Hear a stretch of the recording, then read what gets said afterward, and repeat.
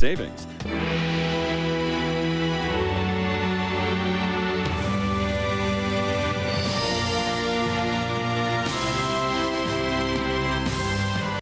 The O'Reilly Factor is on. Tonight, the anti-terrorism bill becomes law. Will it help keep you safe or take aim at your civil liberties? We'll hear both sides. Anthrax at the CIA, but is it all just a bunch of hype? Turmoil at America's largest relief agency as the head of the Red Cross says she was forced to step down. Plus, exclusive pictures from inside a former Soviet bioweapons lab. Caution, you're about to enter a no-spin zone. The Factor begins in 90 seconds.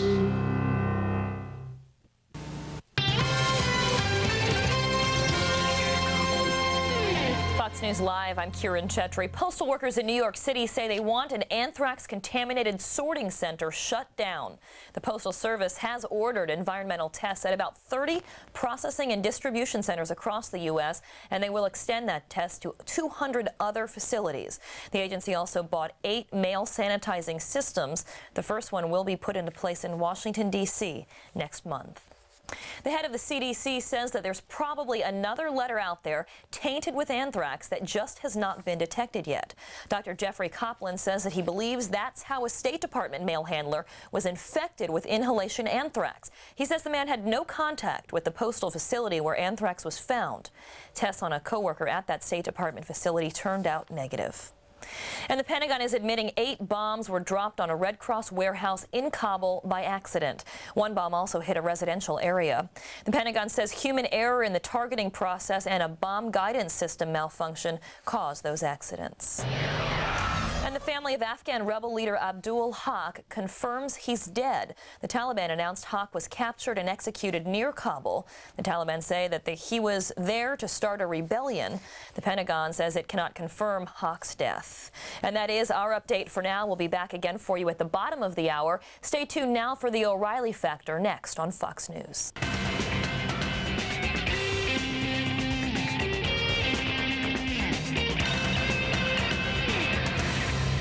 Hi, everybody. I'm John Gibson, in tonight for Bill O'Reilly. Thanks for watching. Tonight on The Factor, the head of the Red Cross says she was forced out of her job, but not before an interview with Bill O'Reilly. We'll show it to you.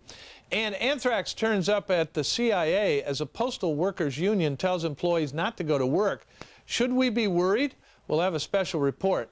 But first, tonight's top story, the new anti-terrorism legislation. Today, President Bush granted law enforcement sweeping new investigative powers to pursue terrorists, but some critics say the law gives the government too much power. Joining us from Washington is Bob Levy, the Senior Fellow for Constitutional Studies at the Cato Institute, and in Dallas, Republican Texas Congressman Pete Sessions. Mr. Levy, let me ask you first. We're all worried less about the government prosecuting the innocent these days and more about the government get their hands on terrorists. What is so wrong with this bill? Well, let's start with the procedural problems. This bill was drafted behind closed doors. There was no opportunity for a conference committee. It was a take it or leave it bill. There wasn't even an opportunity for the senators and the congressmen to read this. As a matter of fact, the Senate and the House were closed during a good part of the time that the bill was being considered. The staff was operating out of trailers off of temporary tables. And this was all done in a matter of 6 weeks and then approved by the Senate 98-1 and by the House 357-66. The Congress is supposed to be a deliberative body. It certainly did not meet that characterization. Congressman Sessions, do you know what's in this law? Sure I do. What's in it? Well, what's in it is the ability that we, as members of Congress, as a result of September 11th, asking law enforcement, Attorney General Ashcroft and FBI Director Mueller, please tell us why we did not stop this and what it's going to take to get the terrorists that are alive and well in this country and how we're going to go about combating terrorism. The Bureau and the Department of Justice came back with a series of recommendations.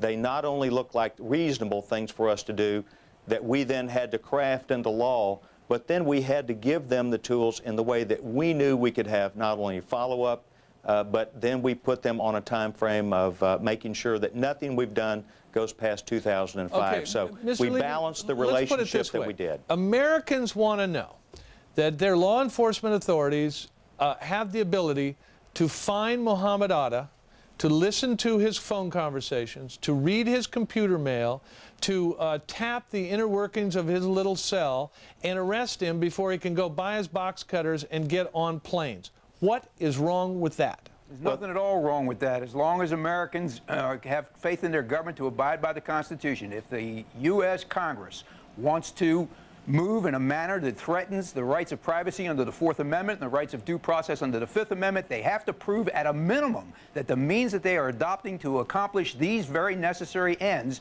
do not intrude on our civil liberties any more than is necessary. They did not meet that burden in this case. I can tick off lots of reasons to indicate so. Well, give me a handful. Give me 5 here. Well, okay, let's start. They violate separation of powers, a fundamental centerpiece of the Constitution. There is inadequate judicial scrutiny of these provisions. In other words, and you don't need to get a judge to you don't need to get a judge for a lot of this. Okay, and after the fact, there's inadequate judicial review to see if the laws have been implemented in a valid fashion. So that's number one. Number two, the sunset provisions are 4 years out. That should have been a year out, a maximum of 2 years out. I must say the 4 years was done over the All right, objection well, there's of the Bush two. administration. Let me get to Congressman Sessions about this. Congressman Sessions, why not just make it a year so you guys could, check this out in a year and say, okay, we need to continue it. We'll just enact it again very quickly. Why put it so far out? Well, what we did is we put a brand new Inspector General that will be directly looking at all of these cases, where there are requests for wiretaps, where there are requests for these types of surveillances, where there's information that comes back about people who believe they were wronged in the process, and the Congress will be looking at those. But we've tried to put safeguards in. But let me tell you this, the Cato Institute is exactly right with what they're talking about here, of the abuses that could happen. The fact of the matter is these are not normal times. We have to maintain not only our oversight with what we're doing, but we have to make sure we get the terrorists who are after the entire bag of marbles right now. I think this is, there's 3 people on the screen who are concerned about our constitutional rights, but we're also concerned about Zacharias Moussaoui, arrested in Minnesota for wanting, it was suspicious. All he wanted to do was learn how to fly a plane straight and narrow. Didn't want to land it or take it off. And when the federal authorities wanted to look into his computer, the Justice Department says, you can't. You don't have probable cause. And we want to know what's in his computer. We want to know what's going on in his little noggin because we think he was the 20th hijacker who didn't make it on the plane. And why can't we do that? And that's exactly why the Congress has given the Attorney General the tools by which to not only combat this, but to make sure that they can legally go and find these terrorists and make sure we Mr. Levy, why shouldn't we be able to do that? The Justice Department didn't need a probable cause. All they had to do was go to the FISA court, that's the Foreign Intelligence Surveillance Act court, and show that foreign intelligence was a primary purpose of the investigation, and the FISA court would have approved these kinds of searches with a standard far less than probable cause. They did not do that. Well, Mr. Levy, what I'm having a hard time with is, do you feel that these provisions enacted by Mr. Sessions and virtually everybody else except for Russ Feingold are somehow going to be turned against me and you who are not terrorists and are not suspected of being terrorists and have nothing to do with terrorists, but somehow we're going to get caught up in this machine? That's exactly what I'm afraid of. These provisions are going to be with us long after this emergency has long since been resolved. And the problem is that the rules apply not just to terrorism. The rules apply in many instances to routine national security matters and even to ordinary crimes. And that is a very big problem. Well, we have effectively given the Justice Department expansive authority over ordinary crimes in response to an emergency that's supposed to be addressing terrorism. Congressman Sessions, you get the last word. We're not giving them carte blanche ability. The fact of the matter is, whether it's a financial transaction or someone who's supposed to be here in school, we now have the ability to look at them and question what they are doing. And that is an obligation that I believe we have to defend the United States of foreign and domestic terrorism, and we're going to do that. Congressman Sessions, thanks a lot. Mr. Levy, thanks a lot. Appreciate it, both of you. Next on the rundown, anthrax fears are keeping some postal workers from showing up at work. But one man says this anthrax stuff is all a bunch of hype. We will talk to him next.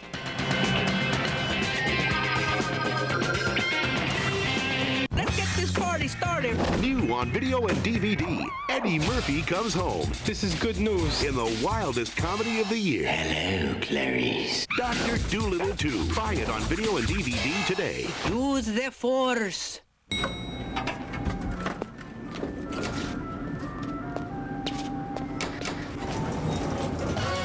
neglecting your retirement plan? Sun America can help. Just ask your financial advisor. Sun America, the retirement specialist.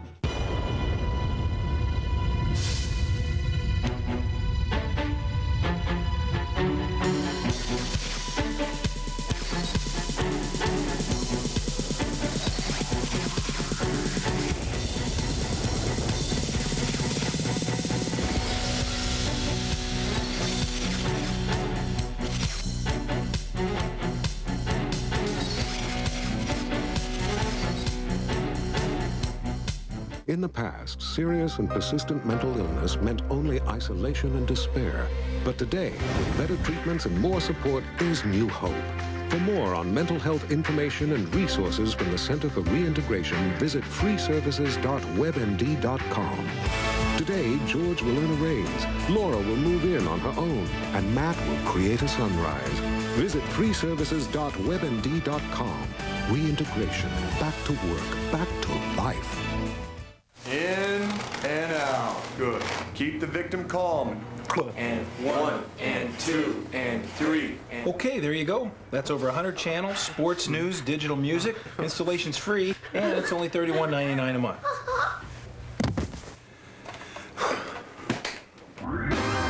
Just $31.99 a month gets you over 100 channels of DirecTV programming. Right now with free professional installation.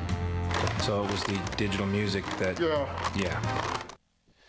In the Unresolved Problems segment tonight, both the CIA headquarters and a facility that inspects mail for the U.S. Supreme Court have tested positive for anthrax today. But some people think we are overreacting to this anthrax scare. Joining us now from Washington is Stephen Malloy, the author of Junk Science Judo, Self-Defense Against Health Scares and Scams, and the founder and publisher of JunkScience.com. So, Mr. Malloy, do you honestly think we're overreacting when postal workers are actually dying of this stuff and you know, ordinary workers in a newsroom are getting little black spots on their face from cutaneous anthrax, and we have no idea where this stuff is coming from or how much is left or how much more is coming? Well, I think the problem I'm having is that we've let the two tragic deaths of the postal workers, and I'm not in any way underplaying those or trying to play them down. They were tragic deaths, but we're letting those two deaths really push us over the edge. Wait a minute. Mr. Malloy, wait a minute. This is what was being said before those deaths. And in a way, it's why there was those deaths, because people didn't think about how dangerous this stuff was and look backwards at where this letter from Dashiell's office had been. If we go around saying, well, it's not that big a deal, some other worker someplace is going to come in contact with a cloud of this stuff, breathe it in, and die in a couple days. No, John, I mean, that's incorrect. No one is saying that this is not a big deal. This is a very big deal. The problem is that we're engaging in recriminations right now that are inappropriate and are going to prevent us from doing our best the next time. Because right now, because there's nobody in the world, nobody that has the experience or expertise to make the handling of this crisis flawless. Well, let me ask you a question. And we're learning by our mistakes. Let me ask you a mistakes are tragic. Before the postal workers in Washington died of the stuff, we were told it did you no good to wear a little dust mask because that wasn't going to prevent these spores from getting in your lungs. That you had to put on this very expensive battery-operated breathing apparatus, and you couldn't just walk around with that thing all day. And we've seen people in rubber suits walking around. If that's the case, why did anybody think any anthrax would be contained in a 10-cent envelope? Well, there's no question that that was wrong. I mean, but looking back now, it's hindsight, and that's always 20/20. You have to go back to, were the actions taken at the time unreasonable? And they were not. They were wrong, but they were not unreasonable. And engaging in recriminations is wrong. Well, I'm not engaging in recriminations. I'm trying to inspect the thought process here. If you knew that somebody, by opening a letter, got cutaneous anthrax, why wouldn't you think maybe there was more anthrax in that envelope back when it was getting squashed going through the mail machines. But opening the letter containing anthrax and that causing cutaneous anthrax, that's not what happened to the 2 postal workers who unfortunately died last week. I'm saying that's what happened. That's what might have happened in Daschle's office. When you look back down the line at where that envelope must have been, why didn't a thought bubble go on over somebody's head and said, maybe somebody breathed this stuff? Well, at the time, people were looking at the envelope going, oh, it's well sealed. The anthrax, if there was a release, it was probably just into the senator's office. No one thought that, well, the anthrax spores are so small that they could actually go through, not through an opening in the envelope, but through the paper in the envelope. No one thought about that. No one thought about the effect that the sorting machines would have Mr. Malloy, on that. I thought about that, and I asked you, and you told me it can't. I think we had that conversation on the air, and if it wasn't you, it was somebody else. I said, what do you mean it can't go through paper? It wasn't me. That issue wasn't even raised until this week. And so now we know, and so now we're going to take actions. And I think that's entirely appropriate. All right, let's jump ahead then. Let's jump ahead. Where we are right now with anthrax, we don't know if somebody else is sprinkling some more into envelopes and sending them out there.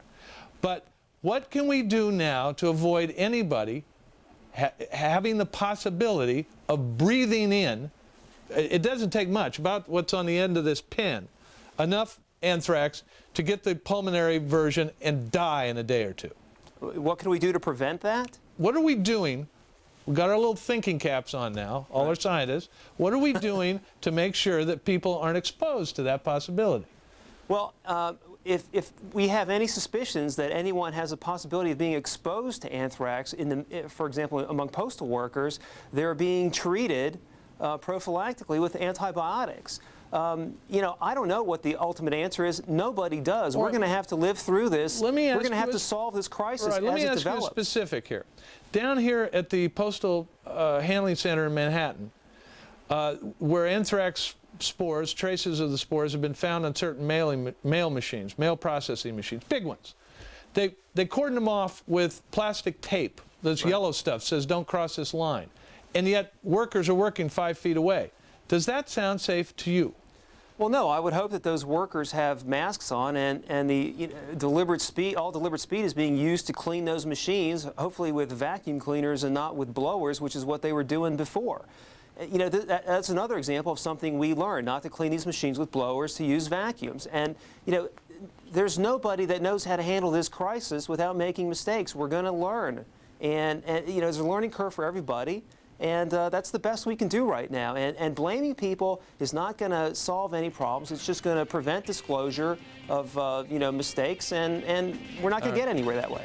Steve Malloy, I think he admits it's a crisis. We'll be careful from now on.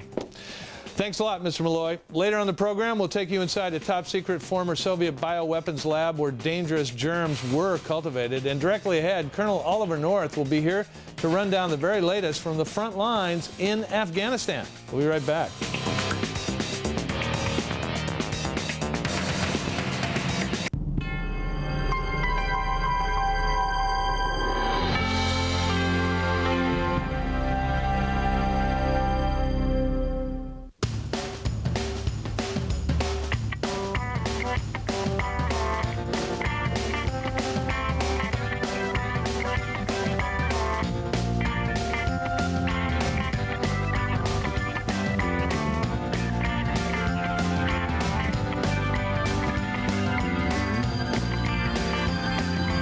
Reinvented Camry. One look, and you're going to want one. As an actress, I often play vain, self-absorbed characters, but they're not the real me. Now, in real life, I'm relaxed, easygoing. Talk about easy. Take this Olympus digital camera from CompUSA. I just take a picture, and presto, I see immediately what I got. Well, that's not a good picture. Don't like my smile. Well, you get the idea. Now, buy any Olympus digital camera, get a free smart media card and camera case. Son, I think it's time we had that little talk. Okay, Dad. Well, I know it's kind of awkward, but you're old enough now, and it's time you learned about Supply chain management. See, it's all about businesses sourcing materials and delivering products to market more efficiently. You follow? Okay, so not everyone understands supply chain management, but we do. CNF. We straighten out supply chains for leading companies worldwide. CNF, where supply meets demand. Want to try that triple Lutz? What the heck? I got supplemental insurance. What's that? A Lutz? No, that something insurance.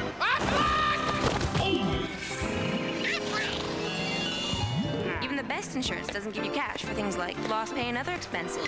This does. What does?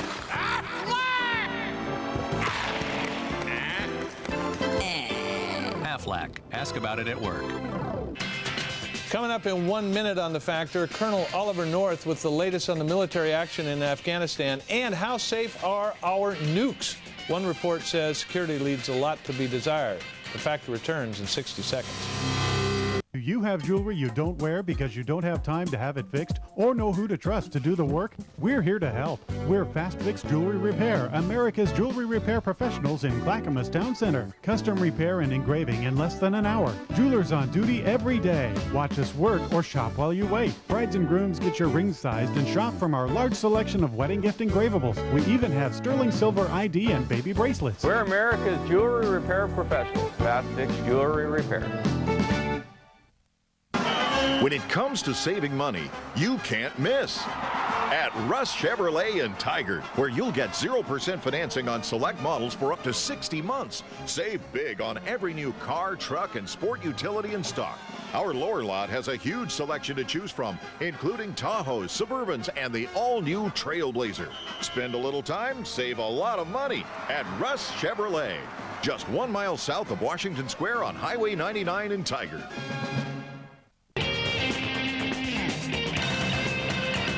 In the Impact segment tonight, the war on terror rages on. U.S. jets rock Kabul on this Muslim holy day of prayer, accidentally blasting a Red Cross warehouse for the second time.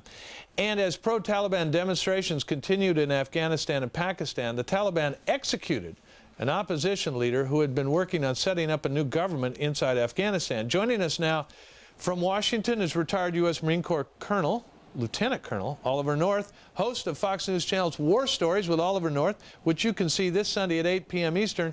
The episode this Sunday is about the battle for Khe Sanh. Ollie, today John McCain wrote an editorial in the Wall Street Journal, and he said we really have to stop worrying about the ugly parts of what are going to be ugly parts of this war. It must be one. We have to recognize there's going to be casualties. There may be civilian hurt. We're going to have to attack during Ramadan, all those sorts of things, and that we have to go at them with our big stuff. Does it sound like McCain thinks maybe we're holding back a little? Well, I half agree with what the good senator says, and I half disagree with it. I mean, just a couple of days ago, he was talking about, quote, these jerks in the administration who weren't being forthcoming enough about the information regarding the war.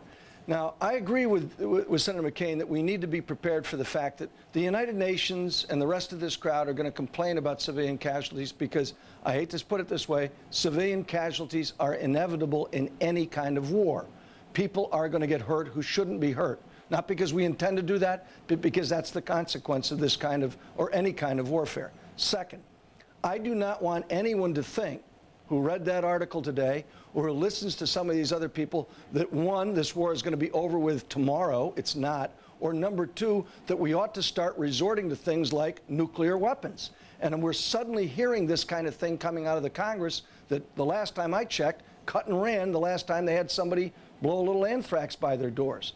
John, I think what the American people need to know is this war, the first war of the 21st century, now in its 40th day, the 20th day of fighting back, is being fought remarkably well by the armed forces of the United States of America, by Great Britain, and soon to be joined by Australians. What we're not seeing are the kinds of measures on the diplomatic front that will give us a new government that's going to replace the Taliban in Kabul. And what I would suggest has to happen is less action on the military front, because they're doing it right and doing it well, and more action by the diplomats who need to be prepared to install some kind of government in Kabul to replace the Taliban. Okay, now, Ollie, I don't want to sound like I'm second-guessing anybody, but what is going on, from your expert point of view, when it appears that we are not really blasting the Taliban lines in front of the northern opposition, which would give them the clear way to go take Kabul. Have we caved to somebody, let's say the Pakistanis or the Saudis, and agreed to not open up Kabul to these people the Pakistanis and the Saudis don't like? Well, I think what we've done is we caved to the State Department, which realizes it does not know who they want to have take charge in Kabul. It's not just the Pakistanis or the Egyptians or the Saudis or anybody else in the neighborhood. It's the fact that the State Department can't find their way to put together some kind of a coalition government to step up and take charge.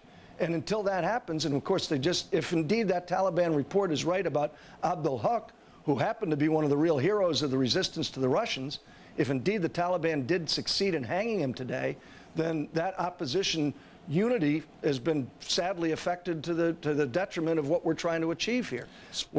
John, the important thing is militarily, this war is being prosecuted about as well as you could possibly do it without putting massive numbers of U.S. troops on the ground, and nobody ought to want to do that. Let us go to phase 2. And, you know, I don't want to sound like I'm just becoming an old hawk. I'm not an expert in military matters, but I got a feeling that part of the reason we're having these troubles is we didn't get Mr. Saddam out of the way when we had an opportunity 10 years ago.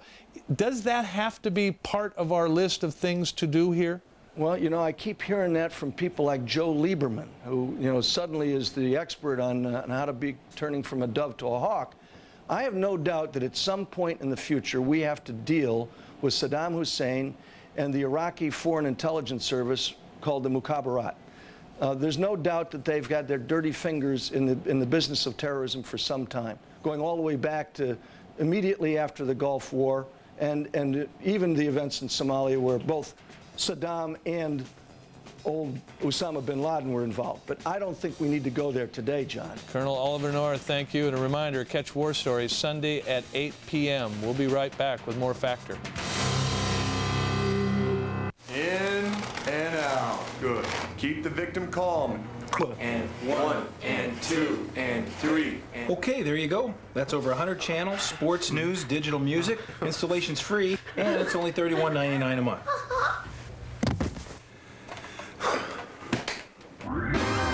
Just $31.99 a month gets you over 100 channels of DirecTV programming. Right now with free professional installation.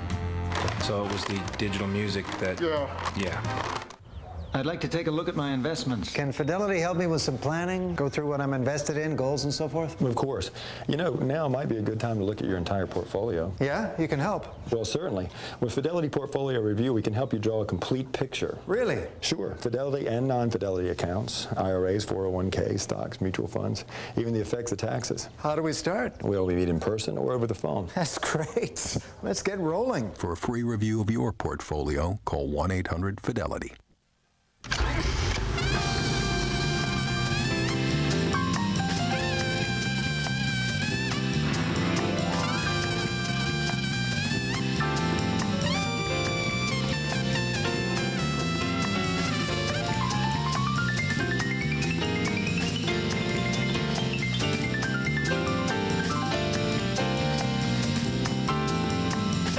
260 horsepower Acura CL Type S. You know how you feel when you get on an old vintage bike? Speedy motorcycle. There's this very freeing thing that happens. There's a great energy with leather and denim. Speedy motorcycle. It's not about being tough. It's very liberating, romantic, modern, and clean. Speedy motorcycle. What we've done for Target is make the collection really fresh and affordable. You never forget your first leather jacket. The Political Pulse, the war on terror. From the nation's capital, our Team Washington, with breaking news, exclusive interviews, and live updates. Special report with Britt Hume. Tonight, I'm not going to live in fear. Bush signs the anti-terror bill. What sort of power will it carry to protect you? Don't miss Special Report with Britt Hume. Tonight at 1, security expert J. Kelly McCann on the new needs of business in the face of terror. Then at 2, Governor Frank Keating addresses defending our home front. In the Factor flashback segment tonight, are America's nuclear weapons facilities at risk? The answer may disturb you. Bill recently spoke with Danielle Bryan, the executive director of the Project on Government Oversight, a nonprofit watchdog group that has been studying the security of these facilities in the United States. All right, Ms. Bryan, what are we looking at here? Well, Mr. O'Reilly, the news is not good. The bomb complex around the country, essentially there are 10 facilities that were at the time in the 1950s when they were built in relatively unpopulated areas, exist now in heavily populated areas like Denver, Albuquerque, and apparently where you are tonight in Northern California. And when tests are done on the security of those facilities, the tests fail about half the time. Now, what do you mean tests? Explain what's done. Well, there are two kinds of tests. One is computer simulations, where they check to see if the protective forces can protect the plutonium and highly enriched uranium, which is maintained at those facilities. The other kinds of tests are actually mock terrorist attacks, actually similar to sort of laser tag games, where the protective forces put on these suits and people come in that are usually special forces, Navy SEALs, as well as some people from the Department of Energy, and act as terrorists and try to break through and get to the plutonium and highly enriched uranium. And how often do they break through and get to the plutonium? Well, frighteningly, more than half the time. Really? Yes, evidently the real number is classified, but frankly, I think that's high enough for us to be really alarmed. Let me stop you there. 50% of the time, the terrorists, who are real people, the Navy SEALs participate in this exercise, break through the American government's defense to protect the atomic weapons. Now, do the atomic facilities know these people are coming? Do they get tipped off? Yes, that's even the more frightening part. They know they're coming, and they still get through. That's right. I mean, these are really dumbed down tests. Obviously, the protective forces know they're coming. They've put these suits on. They know within a matter of hours that this is going to take place. So what you're saying in your report is that America's nuclear weapons facilities in the United States are at risk of being taken over by terrorists who know what they're doing? That could happen? Yes, and what I'm telling you is these are the people who have come to us with this information, are people from the special forces themselves, people who are contractors who are assigned to evaluate the security at these facilities. So the DOE wouldn't tell you that information. You had to get it from the people who breached the security. The modern-day Paul Revere's, the whistleblowers inside the system. The pinheads in Washington who are supposed to be protecting us, that's their mandate, as you know, they won't admit that. Now, does President Bush and all the cabinet members know what's going on here? Are they aware of your study? As soon as we were actually in the final throes of editing this report when September 11th happened, and the first thing we did was we briefed the National Security Council. So yes, they are absolutely aware. We've also briefed the Pentagon. Congressman Shays has now spearheaded an investigation in Congress into this. Another investigation. How many of those have we had? You know, we've had a lot. Yeah, I mean, I'm glad you and your agency are doing this, Ms. Bryan, because we're not going to get the straight story from the federal government. And this is worst case, and this is doomsday scenario. If those fanatical terrorists would get their hands on those weapons, and even if they broke in, they wouldn't have to take those weapons out. If they could figure out a way to ignite it in Denver or Albuquerque or Northern California, and kill millions of people.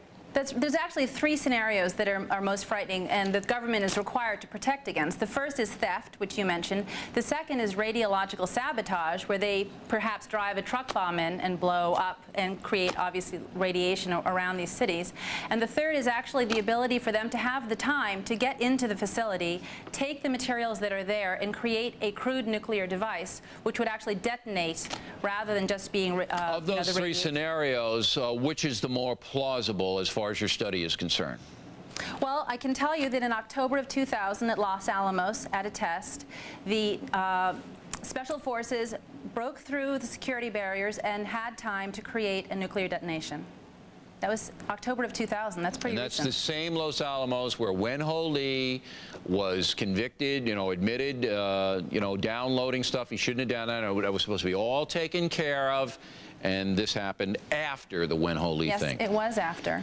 Ms. Bryan, thank you very much. Please stay on this. It's very vital for our country that you do. Coming up next, an exclusive look inside a top-secret bioweapons lab in the former Soviet Union. Plus, one man's plan to nab suspected terrorists in the United States. You'll hear from a former Green Beret as The Factor continues.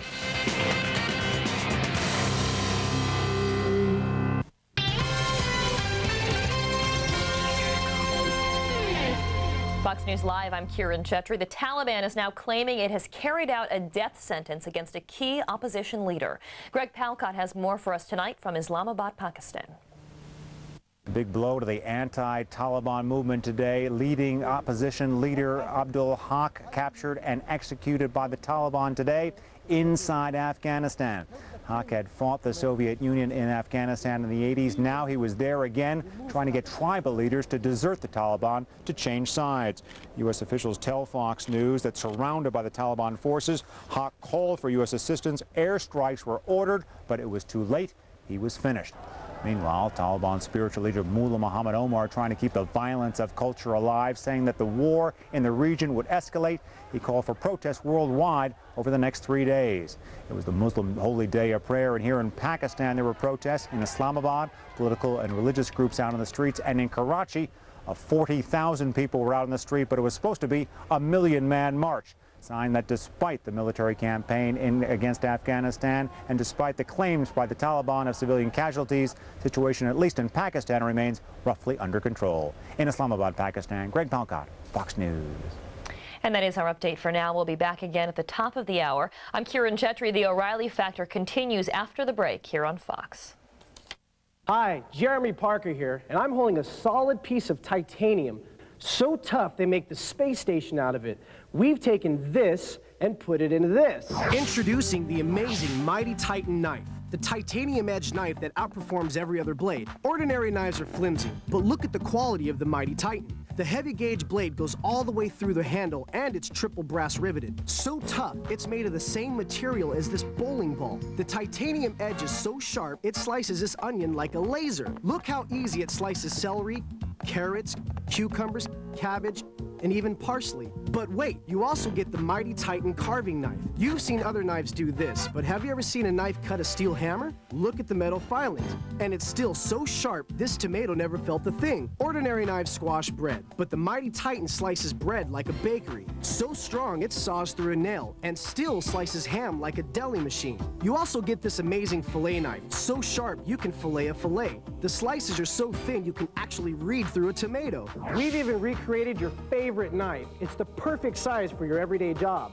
Watch how it peels this orange with ease and slices right through a tough pineapple. Quality knife sets sell for over $300 with no titanium. But now, for the next 30 days, you can get this Mighty Titan set for just $19.99. That's not all. If you order right now, you'll also receive 6 titanium steak knives with the same amazing blade, absolutely free. Every Mighty Titan knife is covered by a 50-year guarantee. You get it all: the chef's knife, the carving knife, the fillet knife, the favorite knife, and 6 steak knives, all for $19.99. Order now. Call now, 1-800-318-6905 to order your Mighty Titan knife for only $19.99. Call right now and it's our special bonus. We'll also send you a fillet knife, carving knife, favorite knife, and a 6-piece set of steak knives absolutely free. The Mighty Titan knife comes with a 50-year guarantee. Call 1-800-318-6905. That's 1-800-318-6905.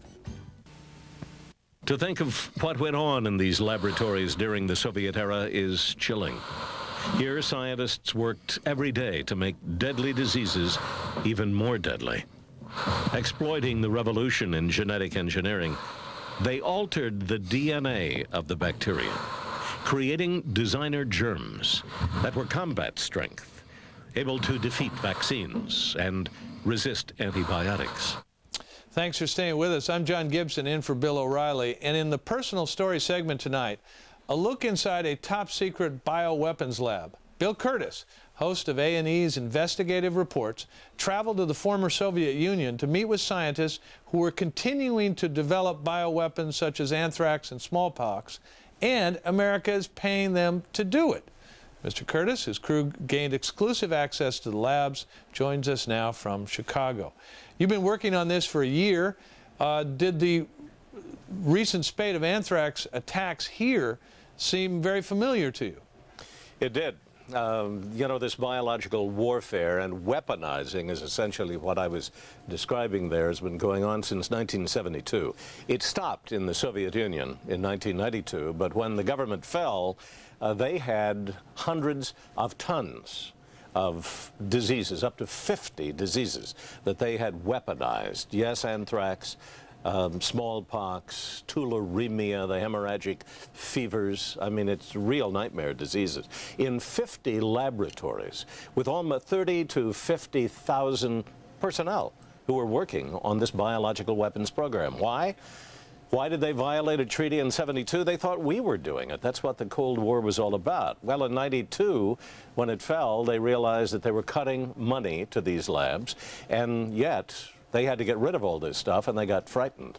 So they went to Senator Lugar's office on Capitol Hill and went through the pipeline to the non-proliferation folks who were dealing with the nuclear warheads and said, look, we've kept it secret, but here's what we have. Will you help us get rid of it? So what we did was set up a mechanism so that we could essentially give grants to Russian scientists, those who had been working with the deadly diseases, to, yes, continue their work, but now find a vaccine, essentially working for us to learn more about the diseases. They know more about them than anyone in the world. Did you have a fair amount of confidence in speaking to these scientists and visiting their labs that their work is not the source of our problem right now? I did. The ones that we talked to were very supportive of the United States. And one of the reasons is that they've been a scapegoat for biological weaponry and warfare for a long time, and now they have been allowed into the worldwide scientific community. Not only are they making money, which raises them far above the rest of the Russians, but they're able to travel. They come here to the United States. They work in Arizona, in Washington. So they feel that they're really plying their trade as scientists. However, there are about 7,000 scientists who possess knowledge of these weapons and diseases that we did not speak with. They were perhaps receiving missions now from the Middle East. One thing that we did find out was that in Oberlandsk and in some of the other institutes, Oberlandsk being the top secret lab, they did have visits from Middle Eastern emissaries, usually in the form of someone who wanted them to come work at a university, Iraq, Iran.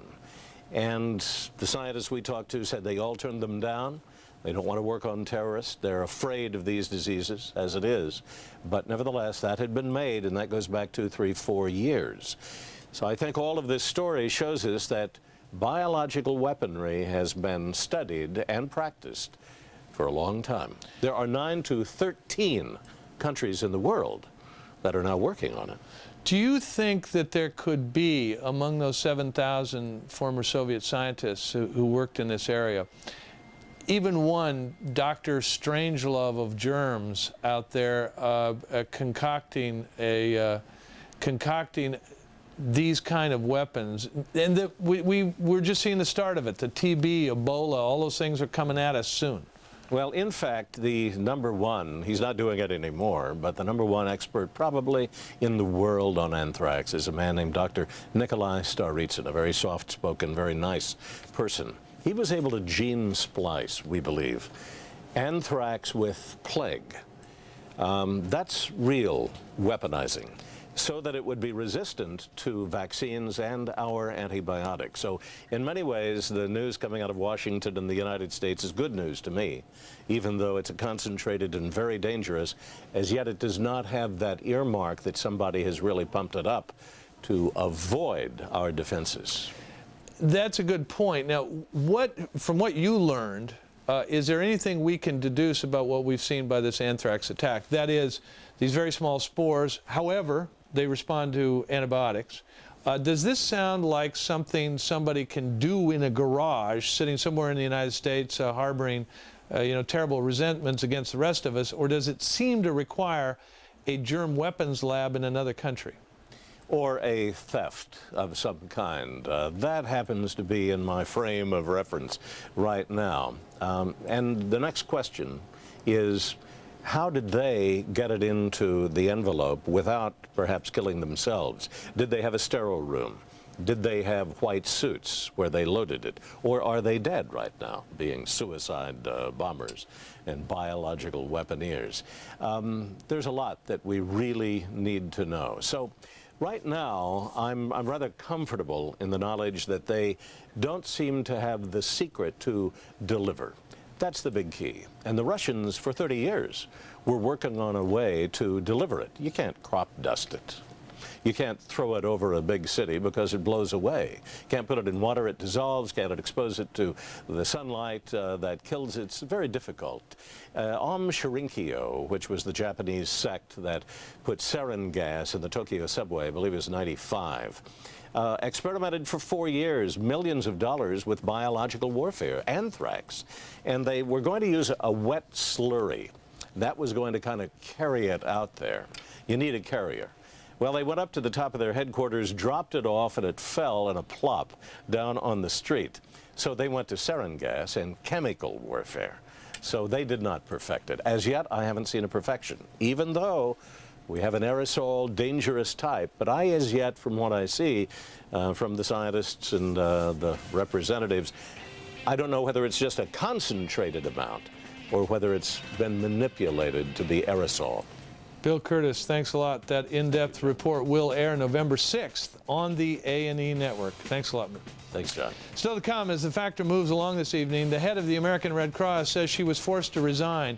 Should we be worried about the millions raised by that charity?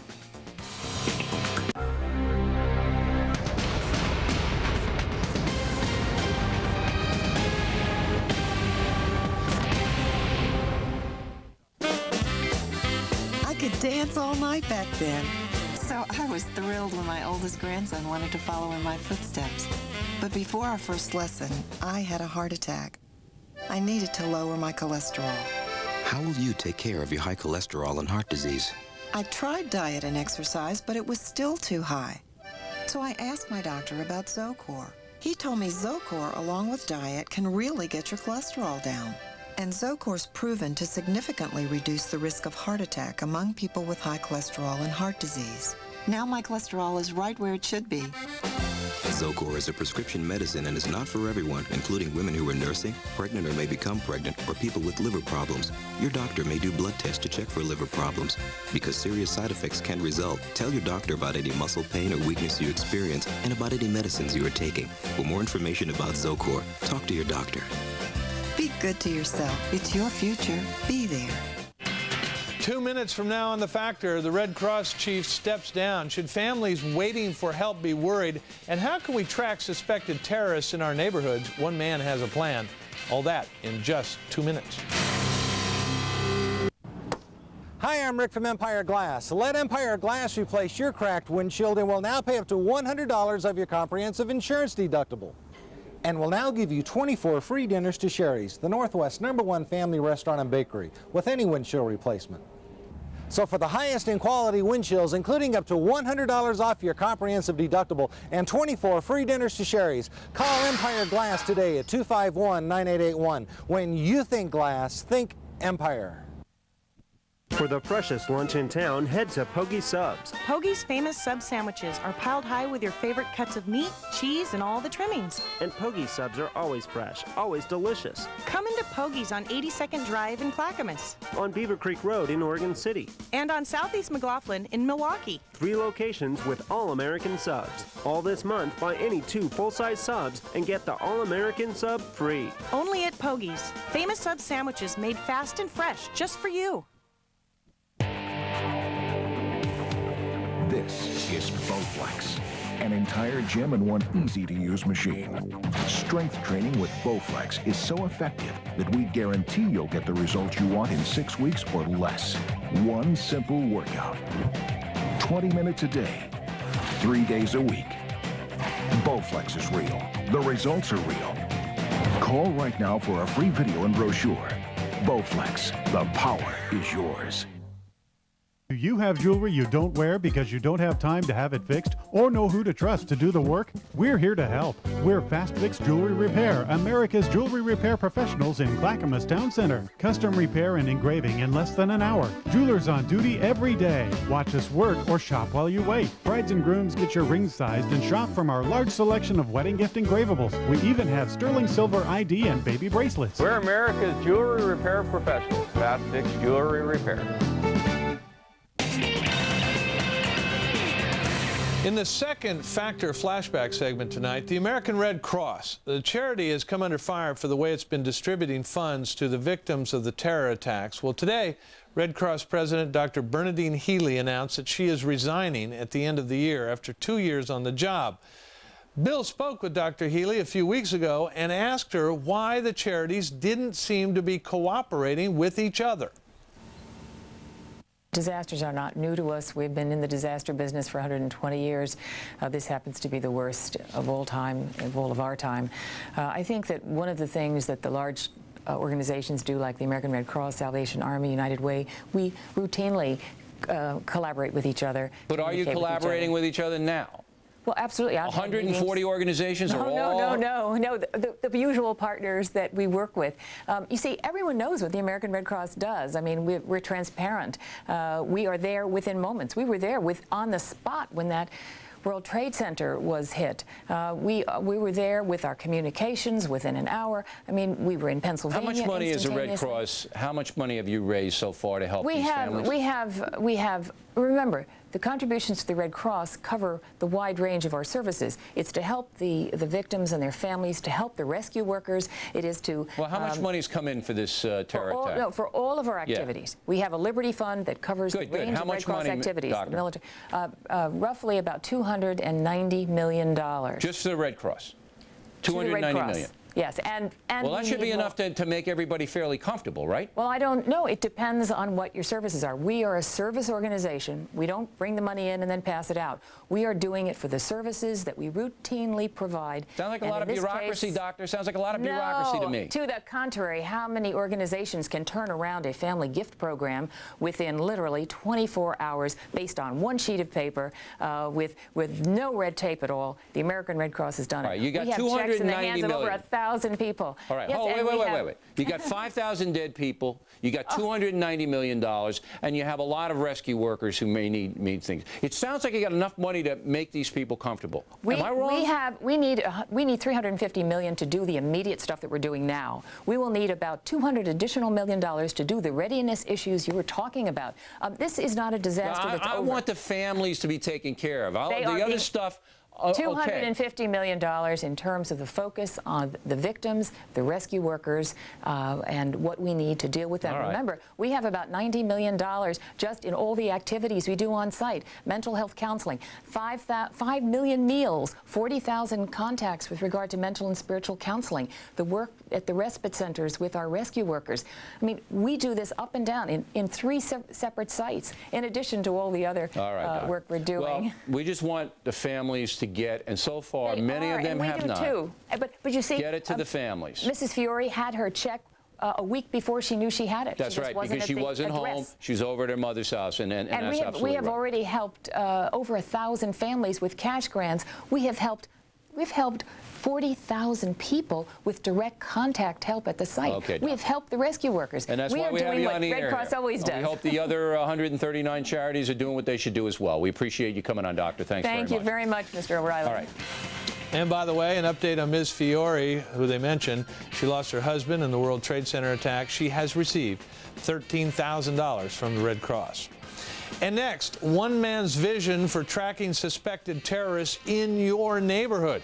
He will explain. Because life does not move in a straight line, Sony creates personal computers that are as dynamic as you are. Bio R505 notebooks with Intel Pentium 3 processors are designed to accomplish your work, inspire your play, and keep you connected. Technology so flexible it adapts to your life. The R505JL comes with detachable slim dock docking station with DVD-ROM. Call now and order your R505JL with DVD slim dock station for just $1599.99. Order direct and get a free wireless modem and 1-month free service from Go America with a 12-month service agreement. Call 866-374-SONY or visit our website for your Bio R505JL with Intel Pentium 3 processor. Go where life takes you. Sony Vio R505JL. Great. Credit card bill. Wonder what's in here this time. Look at these fees? What's that, hon? One rate for purchases? A higher rate for cash advances than those telemarketers. Relax. We switched to Capital One's new no-hassle card. Huh? Capital One.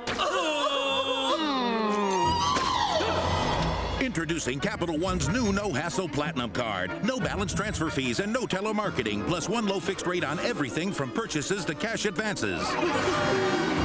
Check your mailbox today and get Capital One's new no-hassle Platinum Card for one low rate and none of the hassle. Honey? You okay? What's in your wallet? Weeknights at 9, The Practice is on FX. See where it all began. The Emmy Award-winning series, The Practice, 9 p.m. Eastern and Pacific on FX. They're America's first line of defense. Their mission? Seek and destroy. Nuclear weapons, night raids, biological warfare. They're trained to stop the enemy in their tracks. See firsthand what it really takes to become part of America's elite fighting force. We go inside Special Ops, a Fox News Channel special. In the back of the book segment tonight, the U.S. Marshals Knowledge Management System. It's a new plan that could make it easier to nab terror suspects here in the United States. But it would require all of law enforcement to share information on thousands of suspicious individuals, not an easy task. Joining us to explain is former Green Beret and Fox News military analyst Bob Bevilacqua. So, Mr. Bevilacqua, this has been your plan. You've been hatching this thing up since well before the terror attacks. How would this work, and how might it have helped before September 11th? Well, first of all, I'd like to say we started the effort approximately 6 months ago. My corporation that I work for, Coastal Corporation, with Auburn University, started to look at the initial problem statement and realized that the first thing that needed to happen was the Department of Justice, the law enforcement communities have got to share information with each other. So what we've done is we're creating a knowledge management system for them. And the bottom line, how we're going to get terrorists on the run, is we're going to provide information to the deputy marshal in the field in real time. He's going to have the ability to get into open source information networks and closed source information networks to get intelligence on a suspect, possibly the home that he has observation on. And we're going to do this extremely fast with lethality and coordination across all of the Department of Justice. And our hope is to migrate, it's being born within the U.S. Marshals, our hope and intent is to migrate throughout the rest of the Department of Justice community and local law enforcement agencies to share the knowledge that they have at their fingertips. Okay, Bob, but what knowledge do you think was floating around out there that people just couldn't get about Muhammad Atta and his merry band of hijackers, about Zacharias Moussaoui, about these two guys from Jersey City who were eventually picked up in Fort Worth, who are now in detention? Was there stuff out there about them that just never got put together by authorities? There very well could have been. One of the problems that we have right now, and I'll use the Marshals as an example, they have 94 separate judicial districts inside the United States. Those districts, even though in New York, for example, the Southern District that has the trade centers in it, and the Eastern District can't talk to each other on their IT systems. They cannot pass information back and forth. So Bob Bevilacqua can get booked in the Southern District. The Eastern District would never know it, even though they have my name on a warrant and are currently looking for me. We have to break that paradigm, and when you multiply that times the INS, the DEA, the FBI, what you have is the Ramirez syndrome. Racinez Ramirez, arrested, booked, released, arrested, booked, released. The other agencies don't know that. They're not passing that information back and forth with each other. That is a critical hole, and when you get information on these terrorist organizations, literally one agency across the road from the other, they don't know that. Even though they just saw that suspect, they don't know that the other agency has that information. And we Bob, have to I can't let break you go without asking about a couple of things. What do you think about this anthrax? Does your sense of it say that there's some Ted Kaczynski sitting out in a cabin in Montana with his little anthrax lab mailing letters, or that it's an overseas threat? I believe it's an overseas threat. I refuse to believe that an American citizen is passing out anthrax. Now, Where was it made? It could have very well been made in the United States. It could have been stolen or purchased within the United States. But I believe that is being delivered by the terrorists that took down the World Trade Centers. It is a weapon of mass distraction, not destruction, mass distraction. What's their next act? Why are we focusing on anthrax? Where are they going to hit next? Quick answer, if you don't mind. Go back to your Green Beret days. There's that little motorcade that leaves Kabul every night before the bombing begins. Should we be grabbing that and seeing who's in? Yes, in absolutely. Those cars? We should swoop down on that, fast rope on it, snatch those guys, and bring them to justice. All right. Bob Bevilacqua, a former Green Beret and a Fox News military analyst. Bob, thanks again. Thank you. That is it for us today. As always, we thank you for watching. I'm John Gibson, in for Bill O'Reilly. Hope to see you again next time. And don't forget to catch me every weekday at 5 p.m. Eastern on The Big Story. I'll see you then.